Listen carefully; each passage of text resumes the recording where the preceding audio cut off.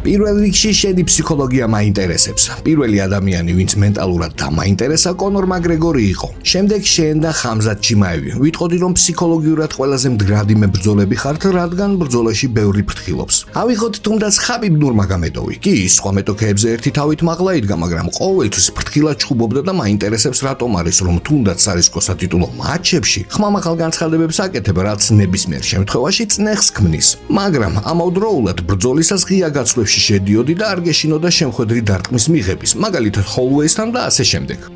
ვიტყოდი, რომ ჩემი განწყობა მომზადებიდან მოდის, რადგან საწვრთნელი ბანაკის დროს აბსოლუტურად ყველა შესაძლო მდგომარეობას გავდივარ. ამიტომაც ვამბობ ხოლმე, რომ ჩემი კემპი ჯოჯოხეთს გავს. გავდივარ ტკივილს, გავდივარ მომენტებს, როდესაც საშინლად ვიღლები. გავდივარ ისეთ მომენტებს, როცა მეჩვენება, რომ მორჩა. მეტი აღარ შემიძლია, მაგრამ მაინც ვაგრძელებ წინსვლას და ვაწვევი.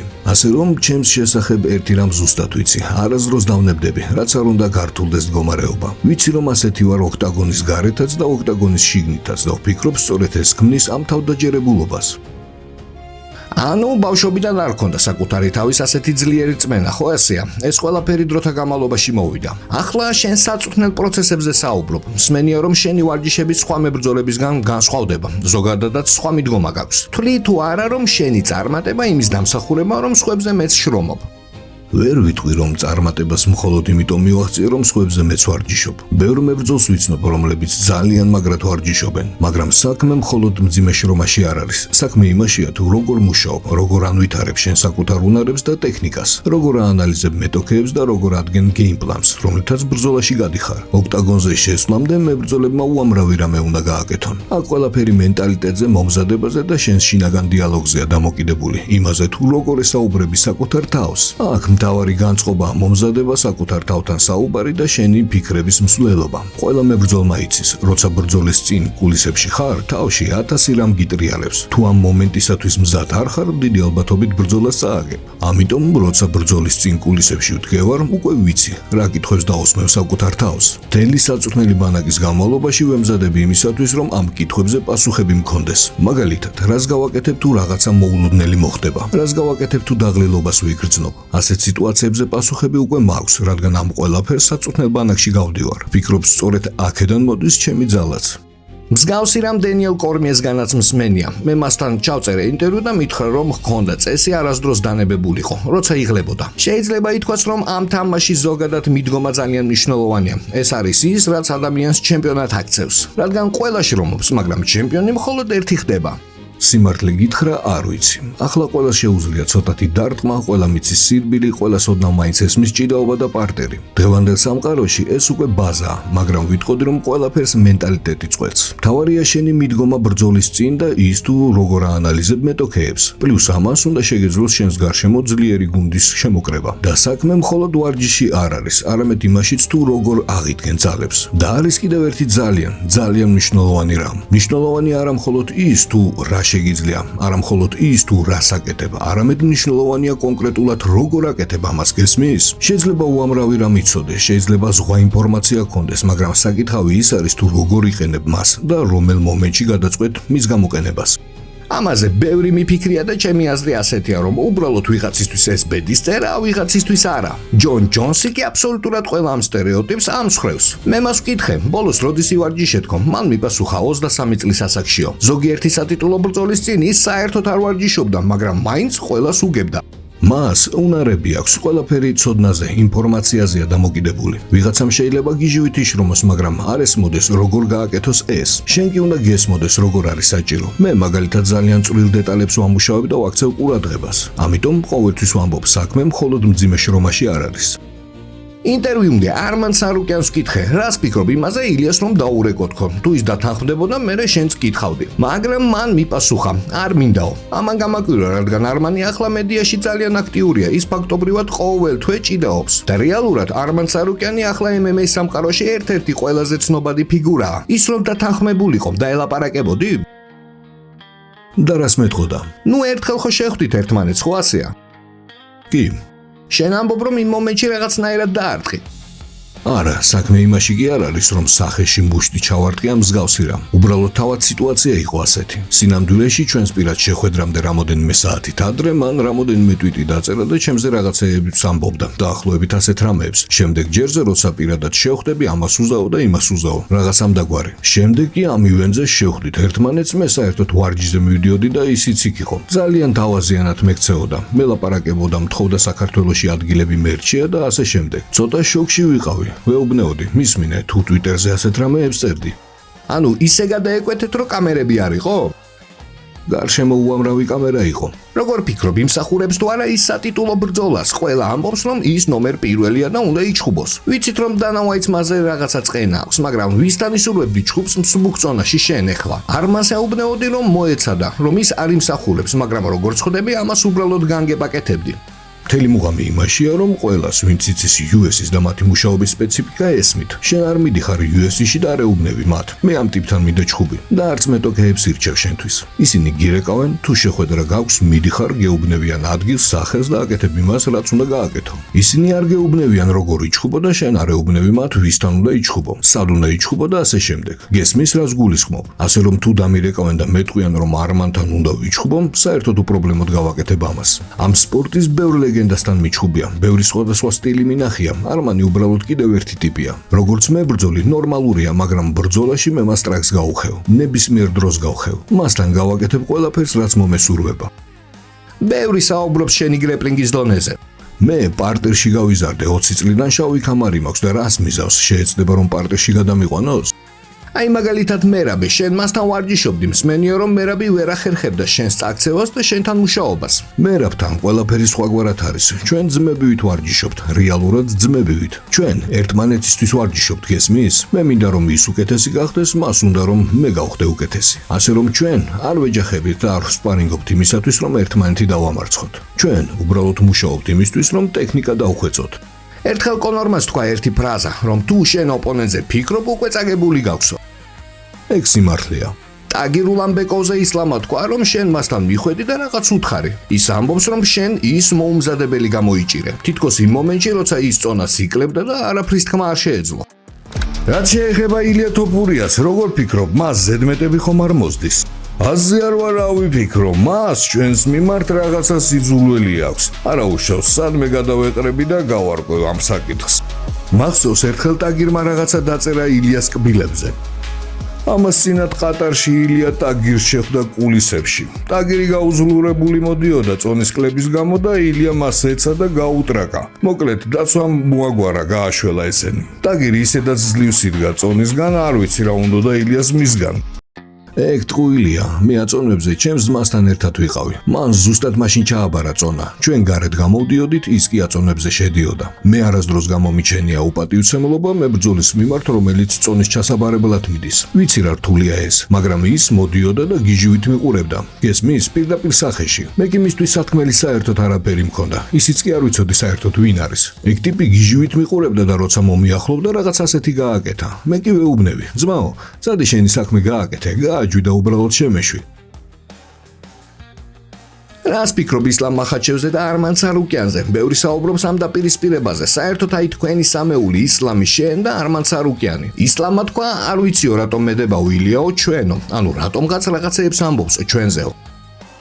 მიზეზი მარტივია, ეგ ტიპი მსუბუქ წონაში მსოფლიო ჩემპიონი იყო. როცა წონაში ავედი, მასთან ჩხუბი მინდოდა, რადგან ამ დივიზიონში ეს სერიოზული გამოწვევა იყო. მინდოდა მისი დამარცხება ისევე, როგორც ეს თქვენ მსუბუქ წონაში ვოლკანოვსკისთან გავაკეთე. მე ასე ვიყავი განწყობილი. ავდივარ და ვცემ ტიპს, რომელიც დივიზიონში დომინირებდა, არ ვიცი, 3 თუ 5 წელი. იმ მომენტში კი მან თავად გადაწყვიტა მაღლა ასვლა. მე ვეუბნები, მისმინე, ჩვენ უნდა ვიჩხუბოთ. ეს არის ბრძოლა, რომლის ნახვაც ყველას უნდა. რატომაც არა, პირადულზე თუ ვისაუბრებთ, არც ისლამთან და არც არმანთან არანაირი პირადი მიზეზი არ მაქვს. მე მაცხოვრებაში ყველაფერს საუკეთესოს უსურებ, მაგრამ როცა საქმე სპორტს ეხება, ვიცი რომ საუკეთესო ვარ და თუ შენც იგივეს ფიქრობ საკუთარ თავზე, მოდი გავაკეთოთ ეს და მთელ მსოფლიოს ვაჩვენოთ ვინ არის საუკეთესო მებრძოლი. რატომაც არა. ვფიქრობ, ყველა საინტერესებს, რა თქმა უნდა, შენი და არმანის დაპირისპირება, მაგრამ ნომერ პირველი მაინც ისლამთან ბრძოლაა. შენი აზრი მაინტერესებს. ნუ ყველამ ვიცით, ისლამმა წონაში მოიმატა და სხვა დივიზიონში გადავიდა. შესაძლოა ეს მისთვის ცოტა სარისკო ამბავი იყოს და შენ თუ შეგიძლია მასთან 77 კილოგრამში ასვლა. საერთოდ არანაირი პრობლემა არ მექნებოდა. დიდი სიამოვნებით ავიდოდი 77 კილოგრამში და ვიჩხუბებდი მესამე ქამრისთვის. დიდი სიამოვნებით. შენთვის უფრო მნიშვნელოვანია ისლამთან ჩხუბი თუ უბრალოდ ტიტულის დაცვა? თუ ისლამია 70-ში ქვესაშუალო წონაში მსოფლიო ჩემპიონი იქნება და UFC დამირეკავს და მომცემს შანსს სატიტულო ბრძოლისთვის, დიდი სიამოვნებით გამოვიყენებდი ამ შანსს. თუ არა და ჩემს წონაში დავრჩებოდი და გავაგრძელებდი ჩემი ქამრის დაცვას. ახლა UFC-ში ორი ყველაზე სტაბილური მებრძოლია, რომლებიც ნებისმიერ ბრძოლაში ფავორიტები არიან. ეს ხარ შენ და ისლამი. და ხედავ თუ არა გზას, როგორ შეგიძლია ისლამის დამარცხება. ყველამ ვიცით მისი კარგი გრეპლინგის შესახებ. ბევრი ამბობს, რომ ის ხაბიბზე უკეთესია. მოკლედ, ისლამის დამარცხებაში 100%-ით ხარ დარწმუნებული. 100%-ით მე ამის მჯერა. ბავშვობიდანვე ვჭიდაობ, როგორც უკვე ვთქვი, ხალიჩაზე გავიზარდე, გრეპლინგის მატჩებზე და ასე შემდეგ. საერთოდ არ მექნება პრობლემა იქ შევიდე, გადავიყვანო მიწაზე, პარტერში გავაკონტროლო, მერე ავდგე და დგომში ვიჩხუბო. ასე რომ ვიცი, როგორ უნდა დავამარცხო. თავში უკვე მაქვს ჩემი სტრატეგიები. მისი თითქმის ყველა ბრძოლა მაქვს ნანახი. ვიცი მისი სუსტი წერტილები, ვიცი მისი ხარვეზები. შეიძლება მე მას სხვა მეტოქეებში ვერევი, რომლებიც ადრე ჰყავდა, მაგრამ ერთ რამეს ზუსტად გეტყვით. მე დენ ჰუკერი არ ვარ. მე არ ვარ ის, ვისთანაც ადრე უჩხუბია. მე სხვა ვარ. სხვა. კიდევ ერთი რამ, რაც დანარჩენებისგან გამასხვავებს. მის წინ იდგება ყველაზე შერეკილი ტიპი, რომელმაც საერთოდ არ იცის დანებება რა არის. მე არასდროს, საერთოდ არასდროს დავნებდები. ბოლო ამოსუნთქვამდე ვიბრძოლებ და როცა შენს წინაშე ასეთი ტიპი დგას, ეს საშიშია. დამატებული ამას ძალა და დინამიტები ხელებში. მე მგონია, რომ თქვენი განსხვავება იმაშია, რომ შენ თავად შენი გონები თაშენებ შენს გამარჯვებებს. ანუ, იმას გულისხმობ, რომ შენ თავად აკეთებ ანალიზს, თავად პოულობს სუსტ მხარეებს და რაღაცნაირად თავად პოულობს სხვა გზებსაც. ეს ბრძოლაში პლუსებს გაძლევს. ისლამი კი სწორედ ის ადამიანია, ვისაც გუნდი ჰყავს და ვისაც, ბევრი ამბობს, რომ მის უკან უზარმაზარი გუნდი დგას. და მე მგონია, რომ ეს არის ძირითადი განსხვავება თქვენს შორის. მეც უზარმაზარი გუნდი მყავს, ძალიან პროფესიონალური გუნდი და გულწრფელად რომ ვთქვათ, ვფიქრობ, მთელ MMA-ის სამყაროში ყველაზე პროფესიონალური გუნდი მე მყავს. ჩემი ხალხი ნამდვილი პროფესიონალები არიან. შენ ისინი რაღაცნაირად ცალ-ცალკე შეაგროვენ, რაღაცნაირად საუკეთესოებს ეძებდი? წლები დამჭირდა იმისათვის, რომ შემერჩია თითოეული ადამიანი, ვინც ახლა ჩემს გუნდშია. თვალს ვადევნებ შენს ინსტაგრამს და დაუჯერებლად სწრაფად გეზრდება გამომწერები და მსმენია, რომ ცალკე ხაზი გაქვს დოლჩე გაბანასთან. როცა ვარკვევდი რაღაცა ფასებს, მაგალითად შენთან რეალიტი შოუ ან საერთოდ რამე გამეკეთებია, თუნდაც ინტერვიუ ჩამეწერა, უხეშად რომ ვთქვათ, ყველაზე ძვირი შენთან და კონორთანაა. და როგორ მოიპოვა ეს პოპულარობა ასე სწრაფად და რატომ შეგიყვარა ხალხმა? როგორ ფიქრობ, რამ განაპირობა ასეთი დაუჯერებელი ჰაიპი? სტრატეგია ყველგან საჭიროა, არა მხოლოდ ოქტაგონზე, არამედ მის საზღვრებს გარეთაც. გარშემო ძლიერი გუნდი უნდა გყავდეს, რომელსაც ესმის, რომ რასაც არ უნდა აკეთებდე, ხალხმა ეს უნდა დაინახოს, უნდა გაიგოს, რას აკეთებ, რადგან ის, რაც არ ჩანს, თითქმის არ არსებობს. ასე რომ ხმაური უნდა ატეხო და რატომ მიჭერენ მხარს? იმიტომ რომ მომყვებიან. რატომ? სიმართლე გითხრა, ზუსტი პასუხი არ მაქვს. როგორი დამოკიდებულება გაქვს კონორ მაკგრეგორთან, იმიტომ რომ რაღაცა სიტყვიერი დაპირისპირება ჰქონდა და რა სიტყვი იმაზე, რომ ზოგიერთები ამბობენ თითქოს შენ თავიდან მის პაროდირებას ახდენდი. მგონი ამას კონორიც ამბობს. არა როგორც პროფესიონალი, არამედ სწორედ როგორც მებრძოლი ის მომწონს. რეალურად მომწონს მისი ბრძოლების ყურება. ის საერთოდ ერთ-ერთი ჩემი საყვარელი მებრძოლია, ვისი ყურებაც საინტერესოა. პატივს ვცემ ყველაფერს, რაც მან ამ სპორტში გააკეთა ოქტაგონის შიგნით. ყველაფერი, რაც ოქტაგონს გარეთ გააკეთა, ამაზე საუბარი არ მინდა. ეს მისი პირადული ცხოვრებაა და თუ ის ამბობს, რომ მე მას ვაკოპირებ ან რაღაც ამდაგვარს, ყოველ შემთხვევაში მე ეგ მასზე უკეთ გამომდის. საერთოდ როგორ ისვენებ? გააჩნია სად ვიმყოფები. ძირითადად სახლში ყოფნა მიყვარს, რადგან ისედაც ძალიან დიდი დროის გატარება მიწევს სახლს გარეთ, მოგზაურებები, უამრავი ადგილი, დარბაზები, ვარჯიშები და ასე შემდეგ. ამიტომ როცა ამის შესაძლებლობა მაქვს, ძირითადად სახლში ვრჩები. UFC-ის ჩემპიონი ხარ, ყველაფერი კარგად გაქვს და უცებ ასეთი დარტყმა, ცოლთან დაშორება. იყო თუ არა ეს შენთვის დიდი დარტყმა? რა თქმა უნდა, საერთოდ არ არის ადვილი, როცა ასეთ სიტუაციებს გადიხარ. ყოველ დილას ვიღვიძებდი ქალიშვილისა და ოჯახის გვერდით. მერე კი ეს ერთ წამში შეიცვალა. ასე რომ რთული იყო, მაგრამ საბოლოოდ, როცა რაღაცა ჩემს კონტროლს მიღმა, ვიღებ გადაწყვეტილებას, ვაკეთო ის, რაც ჩემს ძალებშია. ეს ჩემს ძალებში არ იყო, ეს უბრალოდ მოხდა ჩემს ცხოვრებაში და მომიწია ამის გავლა. მომიწია გამეგო როგორ გამომესწორებინა ეს ყველაფერი ჩემი ოჯახისა და ჩემი ქალიშვილის საკეთილდღეოდ. შეიძლება ამას ცხოვრებაში დაარქვა მთავარი იმედგაცრუება. დიახ, ეს იყო იმედგაცრუება ჩემს ცხოვრებაში. კი, რა თქმა უნდა. არავის არ სურს საკუთარ ოჯახთან დაშორება, განსაკუთრებულად მაშინ, როცა სახლში პატარა გოგონა გყავს. ყველაზე ცნობილი კონტაქტი ვინ გყავს ტელეფონში? არ ვიცი. ხუთი სახელი მაინც და მისახელე. არა, სიმართლე გითხრა, ცოტა უცნაურად ჟღერს. არც კი ვიცი, უნდათ თუ არა საერთოდ რომ მათი სახელები დავასახელო. მე ყველას დაუსვი ეს კითხვა. ფიქრობ, ძალიან ბევრი ადამიანის კონტაქტი მაქვს, სპორტსმენების, არტისტების, პოლიტიკოსების, არ ვიცი, მაგრამ ყველაზე მნიშვნელოვანი კონტაქტები ჩემს ტელეფონში მამა, დედა და ძმა არის. დიახ. და კიდევ დები. აი ეს არის ყველაზე მნიშვნელოვანი კონტაქტები, რაც გამაჩნია. ველოდი მსგავს პასუხს, რადგან სხვებს რომ უსმევდი ამ კითხვას, თითო ადამიანს ასახელებდნენ და ხვდებოდი, რომ რეალურად არც ისე ბევრი კონტაქტი აქვთ. და ესეც ისევ იმას ეხება, რომ შენი სწრაფი ზრდა და გავლენა საერთოდ ძალიან დიდია და უკვე გაცდა MMA-ის ფარგლებს. ამიტომ ვფიქრობ, კრივით დაინტერესდი და გინდა იქაც სცადო ძალები. დიდი სიამოვნებით ყოველგვარი ეჭვის გარეშე, სანამ სპორტს დავასრულებ, აუცილებლად წავალ კრივში. ეს ნამდვილად მოხდება. ნუ ცხადია რომ დიდი სახელები უნდა იყოს, ისინი არც ისე ბევრია, დიდ ფულს გამოიმუშავებენ, კი, მაგრამ ცნობილი მოკრივეები ბევრი არ არის. ვფიქრობ შენი ჩხუბი იქნებოდა კაი ჯერვონტა დევისთან. ჯერვონტა დევისი, არა, ვფიქრობ სხვადასხვა წონაში ვართ და საერთოდ ალბათ ერთადერთი მოკრივეა ვის იყურებაც რეალურად მომწონს, რადგან ხელებში ძალა აქვს, ის მომწონს. და MMA-ის ხელთათმანებით კრივზე რა სიტყვი? ეს ჩემი საკუთარი პრომოუშენია, Alpha Reality. რაში მდგომარეობს კითხვა? თუ MMA-ის ხელთათმანებით ჯერვონტა დევისთან იქნებოდა ბრძოლა, ვფიქრობ შეგიძლია მოიგო. ჩემს რეალიტი შოუში ყველა მებრძოლი MMA-ის ხელთათმანებით ჩხუბობს. ეს ძალიან მაგარია, შიშველი მუშტებით ჩხუბზე მაგარიცაა. ჩვეულებრივ კრივზეც მაგარია, საყურებლად ძალიან ასწორებს. კარგი იდეაა, ვფიქრობ მე ძალიან მომეწონებოდა. ჩემთვის ეგ ნამდვილად ბევრად უკეთესია. როგორი ურთიერთობა გაქვს დანა უაიტთან და ზოგადად რა სიტყვი მასზე? მასთან თითქმის ნულოვანი ურთიერთობა მაქვს, ანუ რეალურად რა შემიძლია ვთქვა. მინახავს ლას-ვეგასში ან სადმე სხვაგან, როცა UFC-ის ტურნირის საყურებლად ჩავდიოდი. რას ვფიქრობ მასზე? პატივცემ, როგორც ბიზნესმენი, მან მონსტრი შექმნა. დანამ შექმნა ის, რაც ჩვენ პლატფორმას დიდების საშუალებას აძლევს. ასე რომ მის მიმართ მხოლოდ პატივისცემა მაქვს. ნუ ვფიქრობ ყველაზე საინტერესო შენი და კონორის ბრძოლა იქნებოდა თეთრ სახლში, განსაკუთრებით მაშინ თუ კონორი თავის პრაიმში იქნებოდა. ბევრი საუბრობს იმაზე, კონორი თავის პრაიმში და ილია თავის პრაიმში, აი ბრძოლა დგომში. შენ ხარ მოკრივე, რომელიც უფრო მეც ურტყავს, ის კი სიზუსტეზეა. ეს შესანიშნავი ბრძოლა იქნებოდა 170-ში, თუ ამ წონაში ვიჩხუბებდით და მერე ისლამთან ვიჩხუბებდი. ძალიან მინდოდა ასეთი შანსი, ერთადერთი პრობლემა ის არის, როგორც მეჩვენება, ახლა მისთვის საუკეთესო დრო არ არის ჩემთან ბრძოლის მისაღებად, რადგან ეს მისთვის ძალიან სახიფათო იქნებოდა. ნუ ისლამი მაღლა ნამდვილად ვეღარავა, იქ ხამზად ჩიმაევია და ვფიქრობ, ნუ ისინი არ იჩხუბებენ ერთმანეთში. და თუ შენ 170-ში იჩხუბებ, პირველი იქნები, ვინც UFC-ის სამაგი ჩემპიონი გახდება. საერთოდ რა არის შენი მიზანი, შენი ოცნება?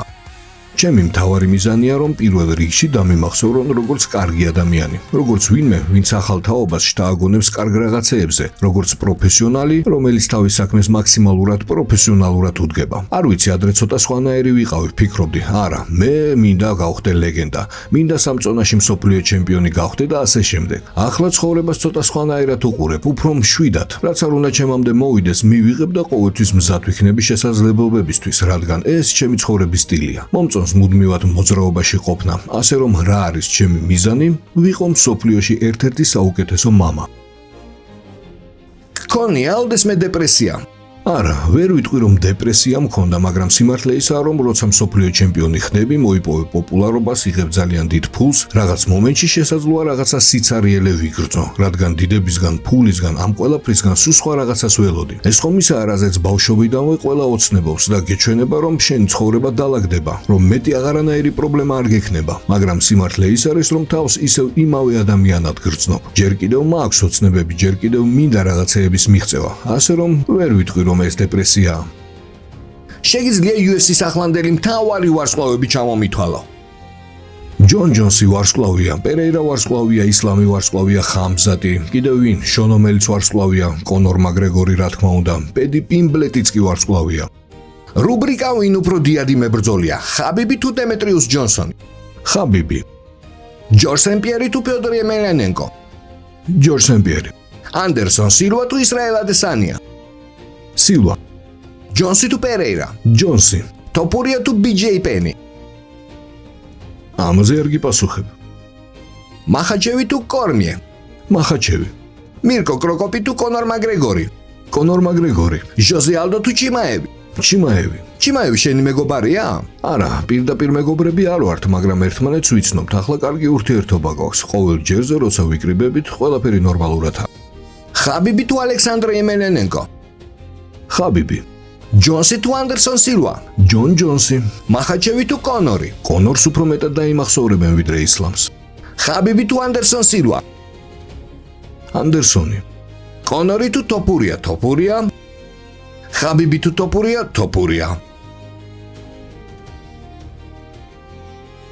როცა ღია გაცვლებში შედიხარ და იწყება ჩეხაობა, ხომ იცი, აი პირდაპირ დარტყმაში და გასაგებია, რომ შანსები 50-50-ზეა. რა არ გაჩერებს? რატომ ხარ დარწმუნებული, რომ ნოკაუტს სწორედ შენ გააკეთებ, მაშინაც კი, როცა ამ ბრძოლაში რისკი შენსკენ უფრო მეტია?